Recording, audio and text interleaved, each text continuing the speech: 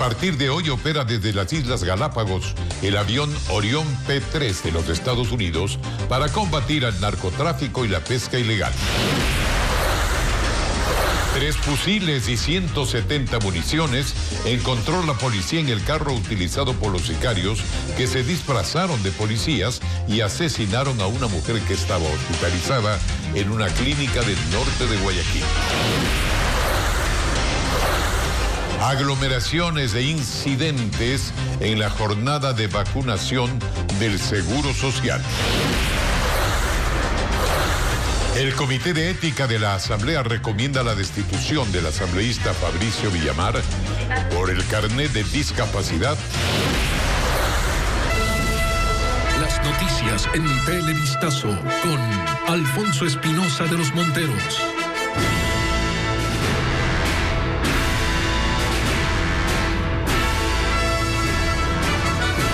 ¿Qué tal? Buenas noches, amigos. Las noticias de hoy.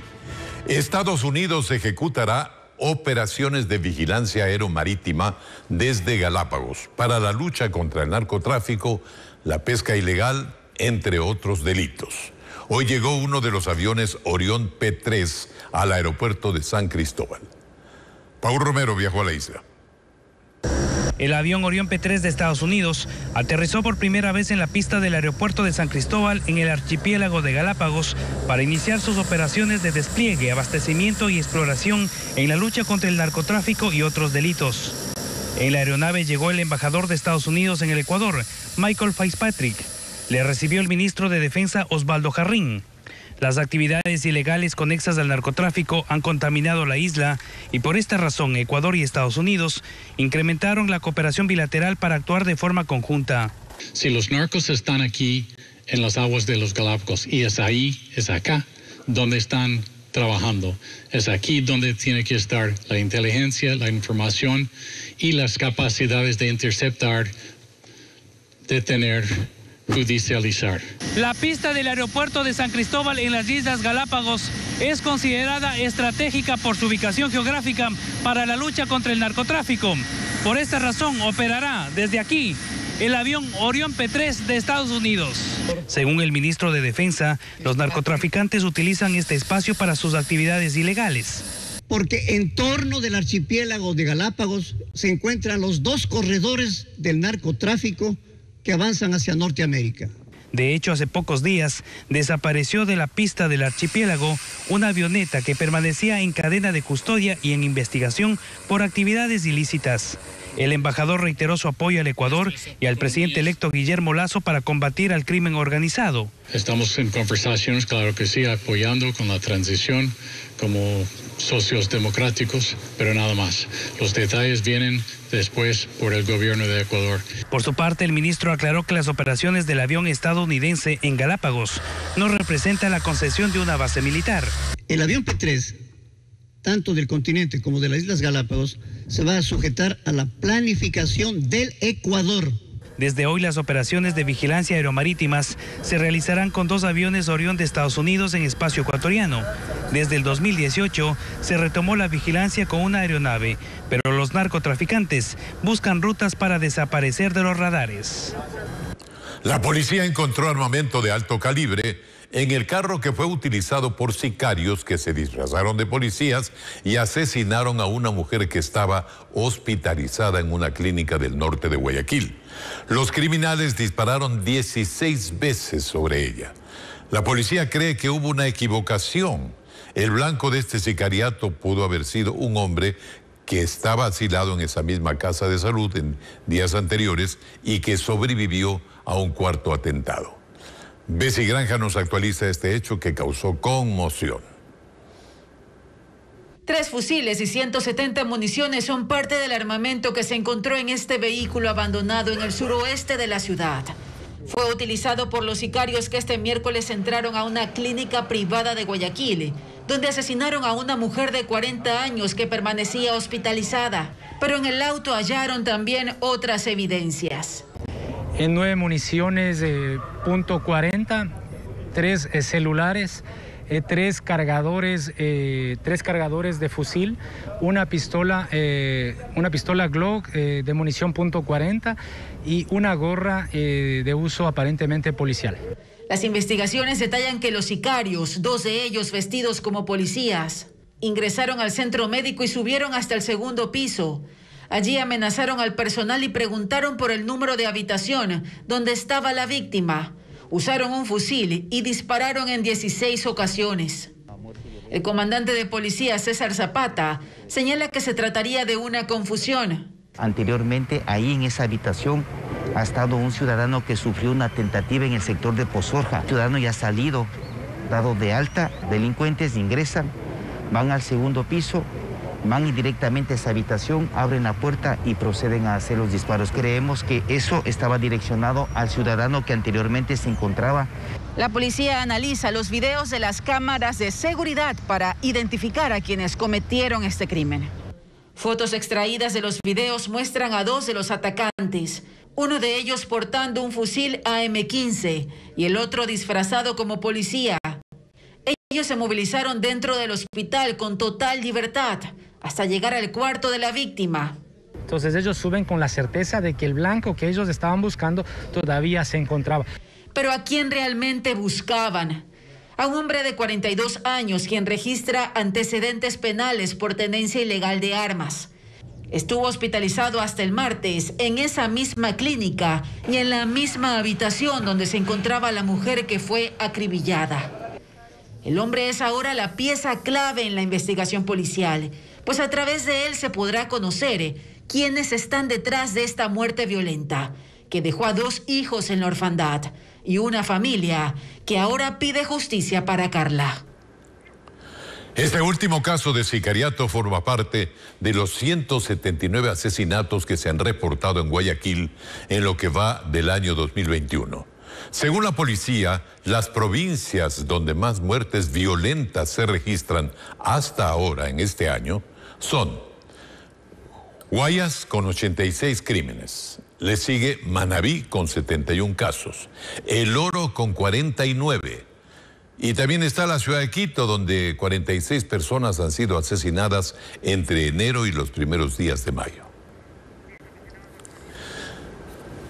¿Y qué pasa con la vacunación? Les contamos que hubo caos en el 2º día de vacunación de los jubilados del IES en Quito. Según las autoridades, notificaciones falsas habrían provocado este desorden que indignó a los pensionistas y a sus familiares. Incluso intervino la policía, como nos informa Carla Delgado. Esperas angustiantes y filas interminables ya son la tónica de las jornadas de vacunación en Quito. Y la convocatoria a los jubilados del IES no fue distinta. Esta tarde en el sur de la ciudad, cientos de pensionistas continuaban a la espera de la inmunización, a pesar de que muchos habían llegado durante las primeras horas de la mañana. Por ello sus reclamos, por ello su inconformidad. Miren la miseria con la que nos trata este gobierno. Estoy desde las 8:30 de la mañana, son las 2 de la tarde. Mientras que temprano el desorden y el caos llevó hasta las lágrimas a los familiares de los pensionistas, que en medio de su vulnerabilidad debieron soportar tensos momentos. Me dan las lágrimas porque en serio me duele que mi papá sufra esto, tenga que sufrir esto. Venía ilusionada, pero estoy tan triste por el país que vivimos. Estoy totalmente con el corazón roto. Los ánimos se encendieron, pues afirman que fueron convocados a última hora. Vea la cola que tiene, a las 10 de la mañana sería cita, no puedo entrar. Usted vea la montonera de gente que es. ¿Cuál es la debida distancia? Aquí en vez de salir sanos vamos a salir contagiados. La situación aquí se puso álgida, que fue necesaria la intervención del grupo antimotines de la policía. En tanto, las autoridades explicaron que notificaciones falsas provocaron que asistan muchos más jubilados de los agendados. Estos temas de comunicación que no sabemos de dónde provienen todavía, ¿no? Confundiendo a la comunidad, han incrementado el número de usuarios que vienen a acceder a una vacuna. Y piden a los pensionistas revisar sus convocatorias solo a través de medios oficiales. Aseguraron que solo en la jornada de hoy se inmunizó a más de 2.000 adultos mayores. El exministro de Salud, Juan Carlos Ceballos, no se presentó al juicio político que este miércoles inició el Pleno de la Asamblea. El exfuncionario será juzgado en ausencia y así la sesión continuó con la exposición de los interpelantes Ángel Singmaleza y Pavel Muñoz. Responsabilizaron a Ceballos por 9 causales de presunto incumplimiento de funciones: la falta de información sobre la entrega de carnés de discapacidad, la falta de pruebas diagnósticas de COVID, el manejo sanitario en la pandemia, los privilegios en el plan de vacunación contra el virus, entre otras razones. Debido a que ya dejó su función, la máxima sanción que podría recibir es la imposibilidad de ejercer cargo público por al menos 2 años. Y durante este año la mortalidad por COVID-19 se duplicó en el país. Las cifras del gobierno dan cuenta del aumento de los fallecimientos por esa causa.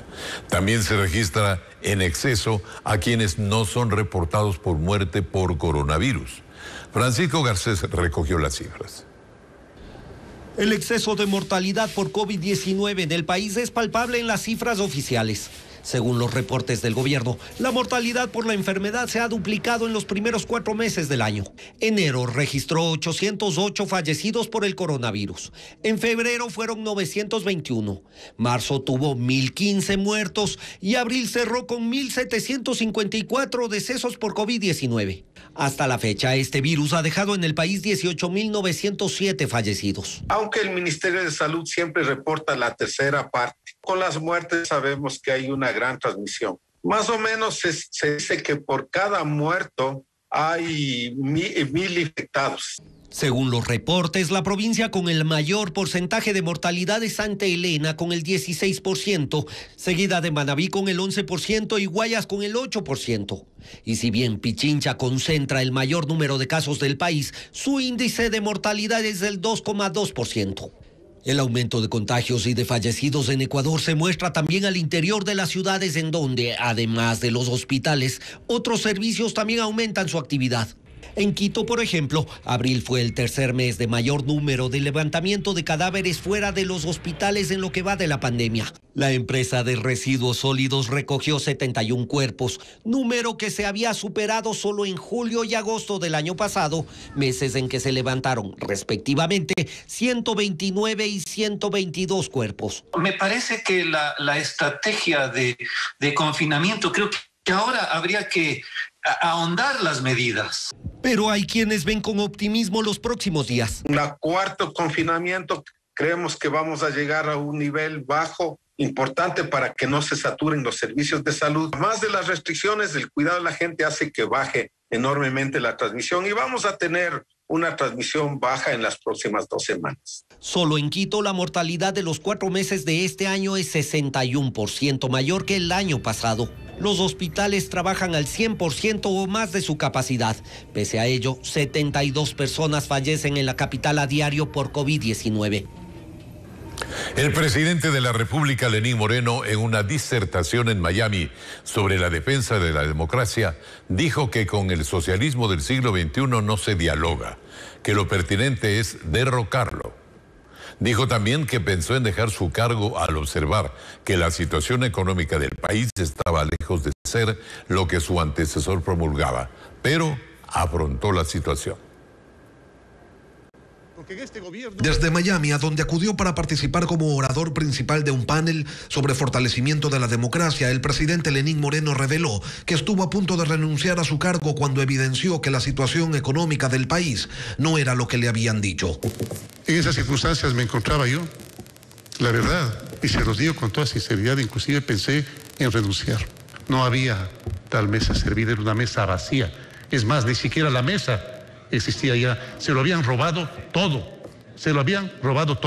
Desde ese foro, Moreno indicó que en el gobierno de su antecesor se desmantelaron los controles al narcotráfico con una sola intención. Se había formado una banda territorial en la cual había permisividad tácita para el tráfico de estupefacientes. Moreno indicó también que desmanteló al socialismo del siglo XXI en el Ecuador y que lo hizo por una razón.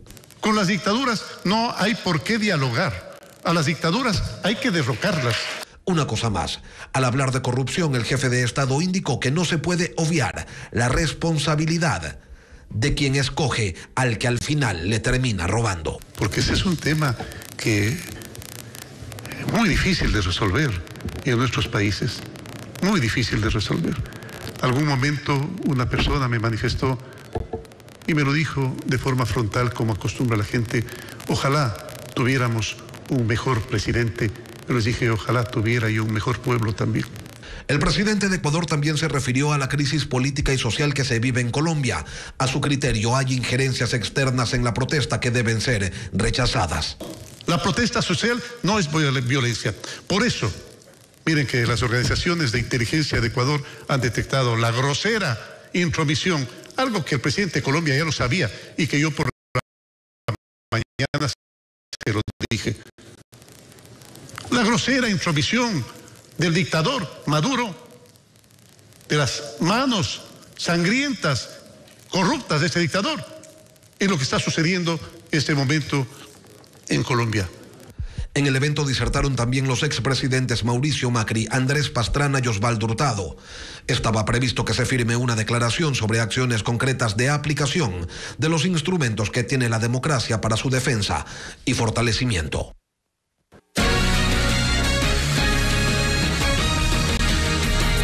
Continuamos al borde de la confrontación. Están los habitantes de la parroquia Buenos Aires de Urcuquí, provincia de Imbabura, declarados en resistencia contra la minería, y trabajadores de la empresa Hanrain, concesionaria del Estado.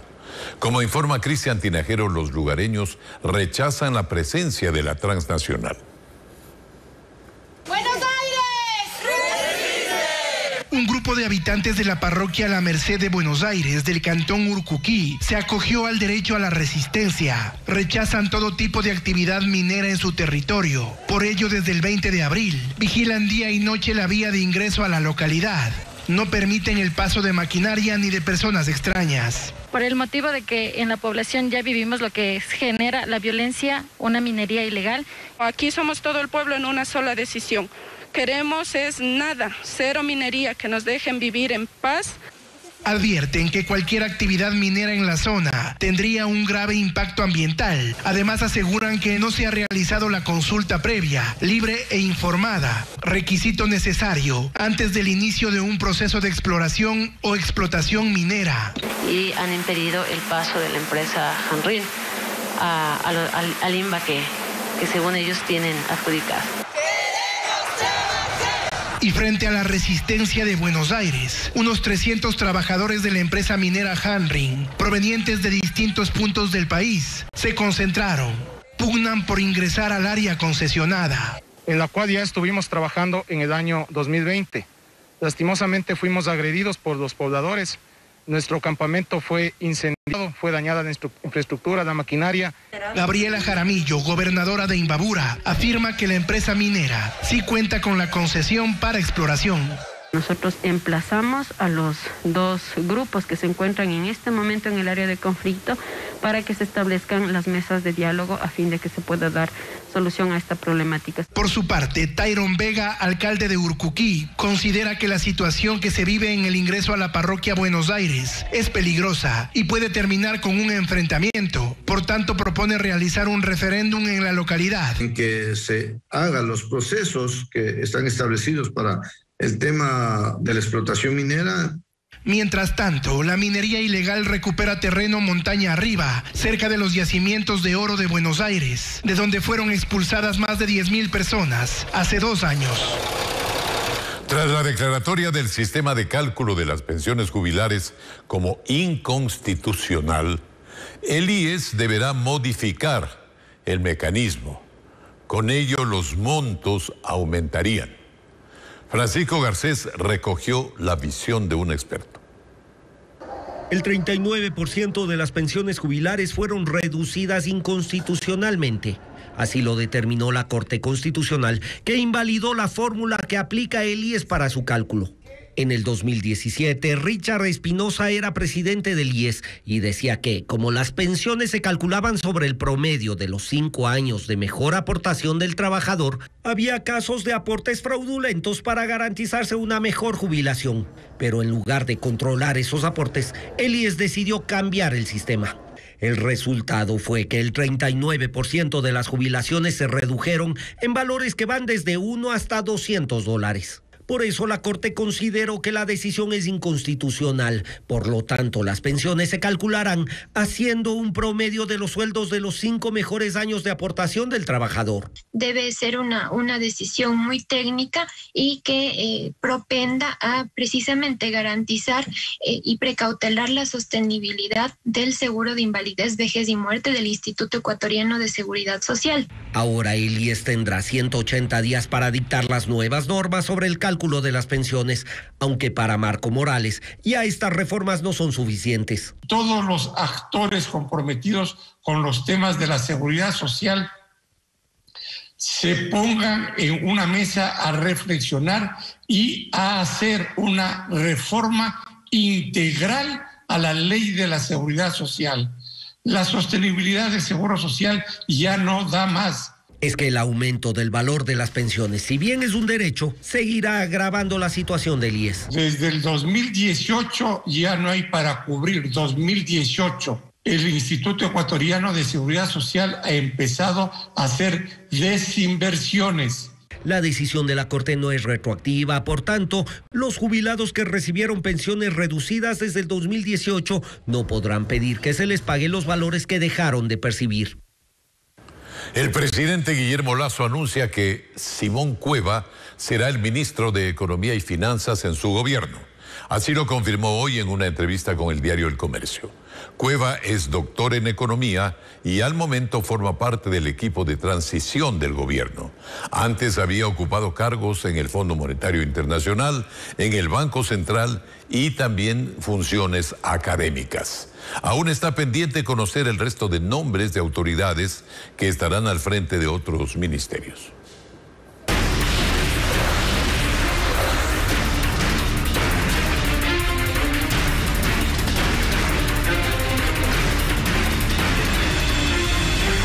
Mucha atención, hace pocos minutos la Asamblea Nacional censuró al exministro de Salud Juan Carlos Ceballos, con 129 votos a favor, una abstención, y se aprobó el juicio político por incumplimiento de funciones.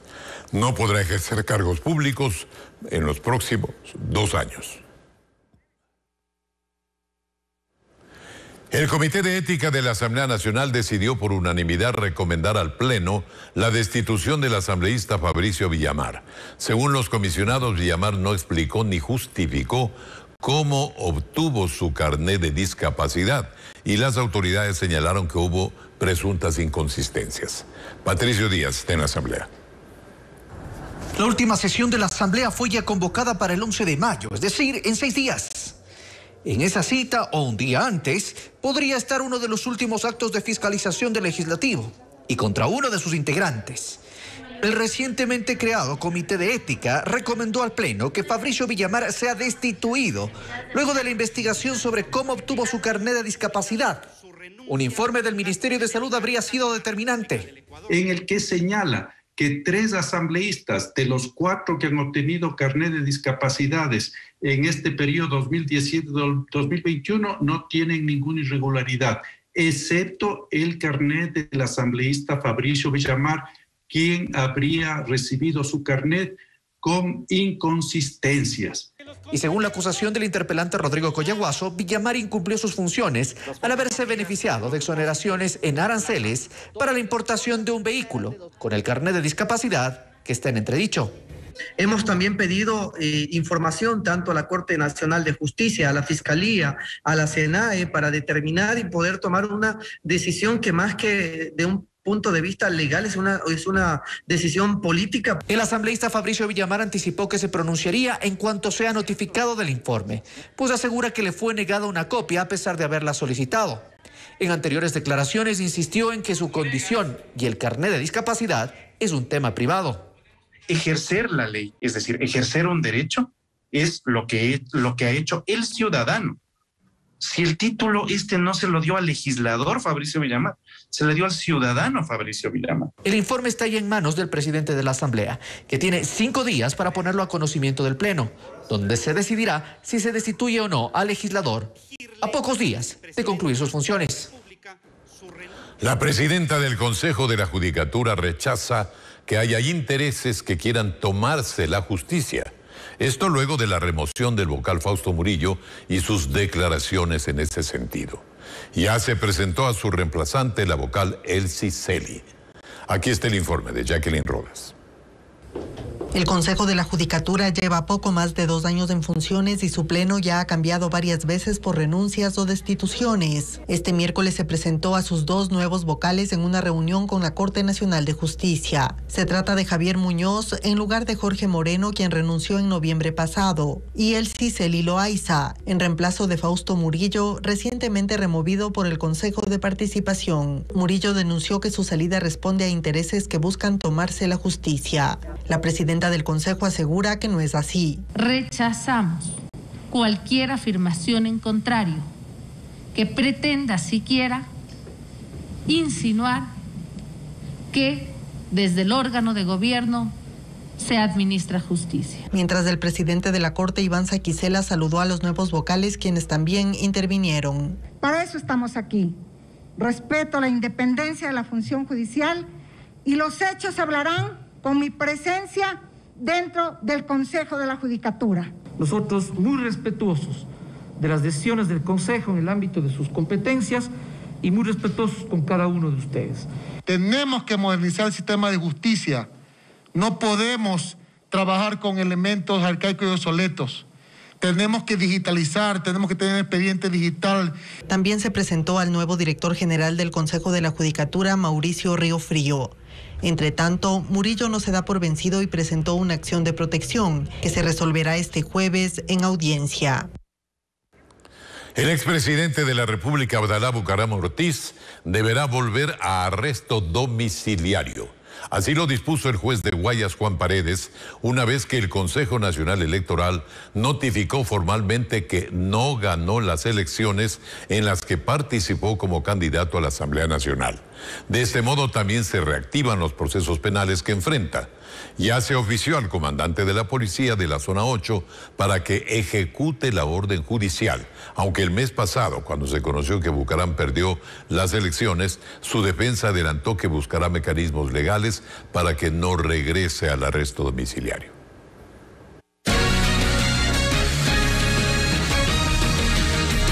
Y muchas gracias por permitirnos entrar en sus hogares con las noticias. Aquí tenemos más. Las víctimas de la pandemia no se cuentan solo en hospitales y casas de salud. Los efectos colaterales en otras áreas, como la educación, son también importantes y, como nos muestra María Cecilia Largacha, se reflejan en aspectos como la deserción escolar que se está produciendo. Cuando el año pasado a Mayra le dijeron que sus hijos iban a recibir clases virtuales, no supo qué hacer.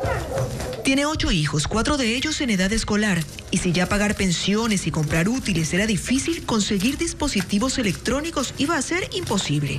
Teléfono no tengo, solo me mandan así, a veces recargo y la vecina me da para poder sacarlo, los deberes.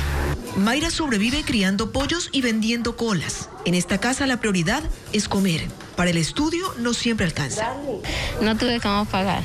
Eran $40 porque eran 2. ¿Trató de ponerlos en una escuela fiscal? Sí, pero me dijeron que ya no había cupo. ¿Y los niños están sin estudiar? Sí.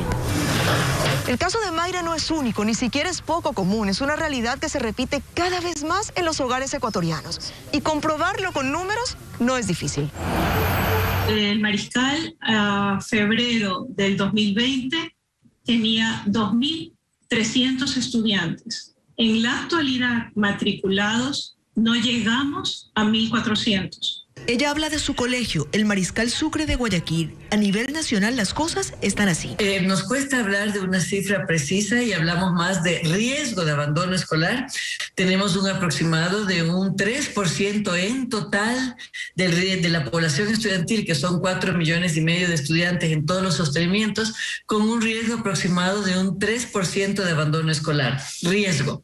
Eso significa 135,000 estudiantes. ¿Y por qué habla de riesgo y no de abandono directamente? Porque puede ser que son cruzando las fuentes, no entregaron el portafolio, no tienen cómo registrar a los docentes en teletrabajo, han perdido contacto, en fin, una serie de variables que cuando empiece el siguiente ciclo Costa, por ejemplo, ahorita que se cierra ciclo Costa, puede ser que ellos regresan otra vez a la escolaridad, aunque tengan que repetir el año. Lo que sí es un hecho y se puede decir desde ya es que 200.000 estudiantes se fueron de la educación privada e ingresaron a la pública. Las razones, muchas, y todas tienen que ver con la pandemia. Crisis económica, dificultad para asistir a clases virtuales, enfermedad o muerte de los padres. A Mayra le pregunto si este año sus hijos sí podrán estudiar. Responde que no lo sabe. Se me hace duro a veces porque no tengo. Y me repite que comer es primero y que a veces tampoco eso se puede hacer.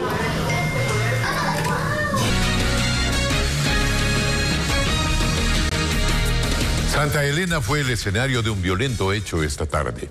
Un hombre fue atacado a tiros por 2 personas que lo perseguían en una motocicleta en el ingreso del barrio Los Amanes, en la vía que conduce hacia la parroquia Ancón. Según testigos, el vehículo se detuvo al chocar con un poste de alumbrado público, lo que fue aprovechado por los sicarios para disparar. El hombre fue rescatado por paramédicos del Cuerpo de Bomberos, quienes lo trasladaron a un centro de salud donde es atendido. La Policía Nacional desconoce qué motivó este ataque. Un niño de 6 años permanece en terapia intensiva tras ser atropellado en el norte de Quito. La familia atraviesa momentos muy complicados luego del accidente. Carlos Luis Carrillo nos informa que el conductor escapó. Las imágenes son fuertes. Esta camioneta que transitaba por la avenida Carlos Mantilla en San José de Morán, al norte de Quito, no se percata que un niño de 6 años cruza la calle. Lo golpea y lo arrastra varios metros debajo del vehículo. Lamentablemente este señor o conductor arrolla a mi hijo y vemos que ni siquiera para a ver cómo está o a auxiliarlo. Simplemente coge, acelera y huye. Este acontecimiento fue visto por varios vecinos, quienes se alarmaron al ver al niño inconsciente sobre el pavimento. Y auxiliamos a la señora que está tirada en el piso con el niño, entonces nada, ninguno pasó, fue otro señor y la auxilió, pero el señor en ningún momento hizo un intento de parar. Julio nos cuenta que intentó identificar las placas del vehículo siguiéndolo por varias cuadras.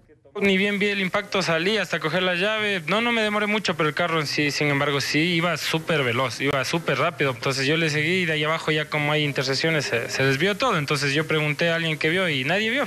Nicolás, de 6 años, afortunadamente sobrevivió al accidente. Sin embargo, permanece en el hospital Baco Ortiz, donde fue sometido a una cirugía. Lamentablemente tuvieron que retirar un riñón y tiene algunos órganos comprometidos por el golpe. Se encuentra en el área de UCI. Esperemos, con la gracia de Dios, vaya a mejorar. Su padre, preocupado por este hecho, no sabe qué hacer, más aún cuando el vehículo causante del accidente no aparece, por lo que hace un llamado a quien pueda reconocer la camioneta y a su conductor. Y en nuestro país habrá mariachis por el Día de la Madre. El COE Nacional autorizó trabajar al gremio de artistas por esta celebración, pero deberán cumplir con protocolos de bioseguridad por la pandemia. Les contamos más con Gabriela Baer. Yo soy de los hombres que no temen nada, y aunque esté perdido no me sé rajar. Con sus mejores galas, los mariachis entonaron sus canciones. Yo seré tu dueño aunque no lo quieran, y al que se atreviese te lo quitaré. Lo hicieron en los exteriores del COE Nacional para solicitar se les permita trabajar por el Día de la Madre. Su situación económica es complicada con la pandemia y las restricciones impuestas con el estado de excepción. Yo me he dedicado igual a vender lo que es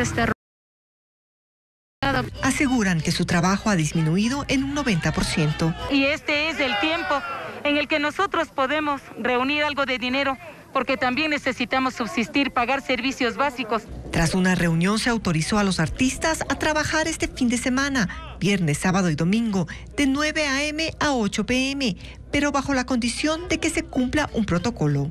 Guardemos las medidas de bioseguridad, nos van a permitir trabajar los días viernes, sábado y domingo. Y atención, porque no estarán permitidas las aglomeraciones. Eso significa que las personas que reciban la serenata deberán permanecer en sus casas. Al igual que sus familias, no podrán estar presentes físicamente, pero sí conectarse por medios telemáticos.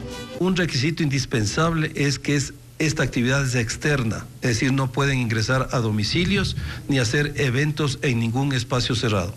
La autorización es solo por esta ocasión e incluye a varios gremios de artistas. Un numérico no mayor a 8 personas, no puede superar los 30 minutos, que se podrá movilizar con el RUAG, es decir, eso sirve como su salvoconducto, y los artistas profesionales la identificación que determinen que pertenecen a este gremio. Llegaría hasta donde esté, yo sé perder. Recuerde que el estado de excepción está vigente hasta el 20 de mayo y este autoriza a la policía a entrar a domicilios o lugares donde se realicen fiestas o reuniones.